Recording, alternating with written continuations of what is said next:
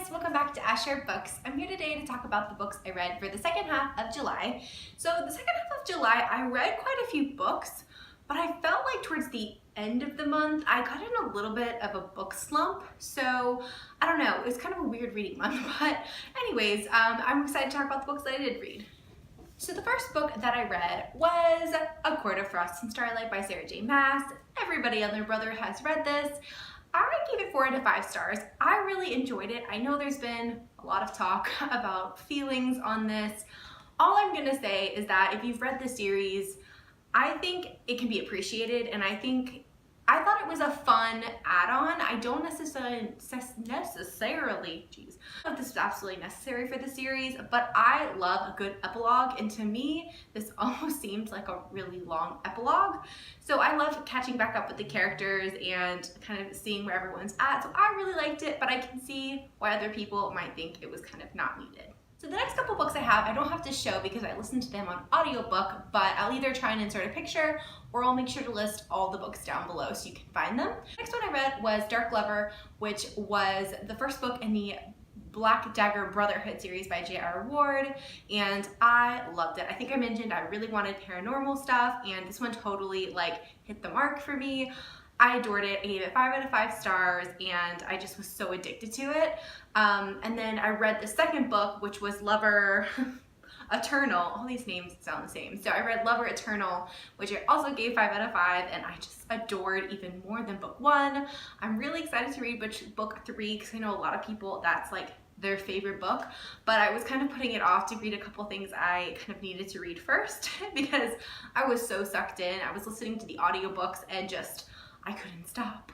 But they're really good. Obviously, not everyone, a lot of people have read them, and I had never continued on with the series, so I'm really excited to continue. The next one I read was Cake by Jay Bingston, and I really love this book. I mentioned this in one of my past videos, and I just thought this was really good. This is like a new adult, kind of like rock star romance. Hi, Dinah. My cat wants to be part of the video today. Hi, Dinah.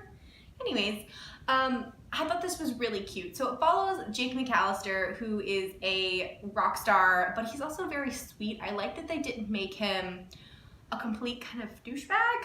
I mean, he definitely they allude to his man-whorish ways, but they don't kind of show that. And I just thought he was I liked his backstory. I thought it was really interesting. I don't want to spoil it, so I'll let you guys read it. But then it follows him and Casey, and Casey's a college student, and they meet at a friend's wedding. I thought this was adorable and just really cozy and comforting. I know that sounds ridiculous, but for some reason, it's a really fat book, and I just really kind of savored reading this, and I had such a fun time with it. I think I just needed this kind of book at the time that I was reading it. I don't know, I felt like it reminded me a lot of the old new adult I used to read a while back, and I just felt it was kind of nostalgic, so I definitely recommend if you're looking for a new adult kind of rock star book. On that same note, I also read Cake the Newlyweds. I know there is a book 2 and 3 in that series about other characters, and I might go back and read them, but I kind of just really wanted to finish Casey and Jake's story, so I did read that, which is kind of the end of their story, and I gave that one probably 4 out of 5. It was really great. I liked how it did continue on and have a purpose, and it wasn't necessarily just fluff. It had a real kind of meat to it, but I did feel like it was a little bit dragged out, so that's kind of why I was thinking 4 out of 5 instead of 5. Next one I read was Major Crimes by Janie Crouch. This is part of Harlequin's intrigue line, and I really enjoyed this. So I haven't read much romantic suspense before, but it's a genre or subgenre I'm really interested in, and I have read a few. And this was really, really fun. So this follows Haley Green, who is a computer hacker, but she's very, very smart when it comes to computers. And her and, what's his name? Kane Bennett. Kane Bennett works for the FBI, and basically they dated and were together in high school, and they kind of got back together, and then he had her arrested.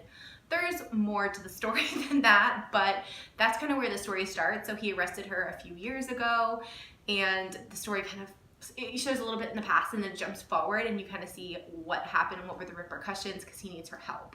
And I thought it was really interesting to see those characters that had a history, and I really liked the character of Haley. I thought it was interesting to see her reasoning because basically she used her hacking abilities for bad instead of good at the beginning, or before. So I just really liked this. I gave it 4 out of 5 stars, and I'm really excited to read more from Janie Crouch and more from this intrigue line because I really enjoyed it. It's a fairly small book and I just flew through it in a few hours.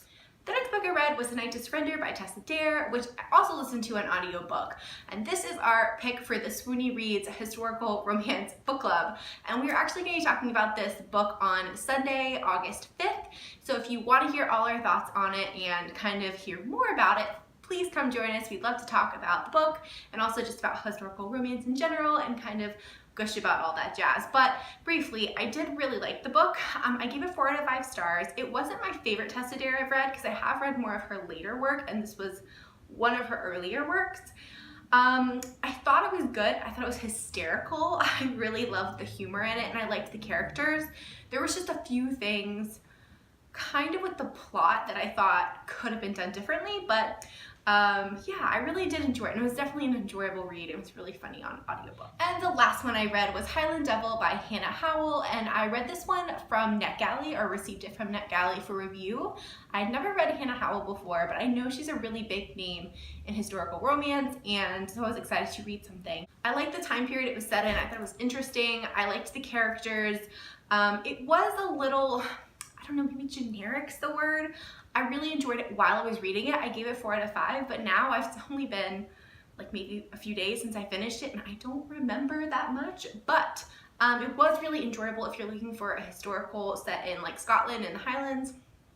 I liked that the main character was really smart, and I liked that the hero was kind of alpha but caring. Apparently that's a thing, like alpha and caring, and I'm like, oh, that's what I like that's what I want. So anyway, someone told me that the other day, but yeah, I really enjoyed it, and I really do want to pick up more of Hannah Howell. That's like the conclusion from this book, as I liked her writing a lot, and I'm really curious to kind of look into her backlist. Okay guys, so those are all the books that I read for the second half of July. Let me know what you guys are reading. Have you read any of these, or are you interested in reading any of these?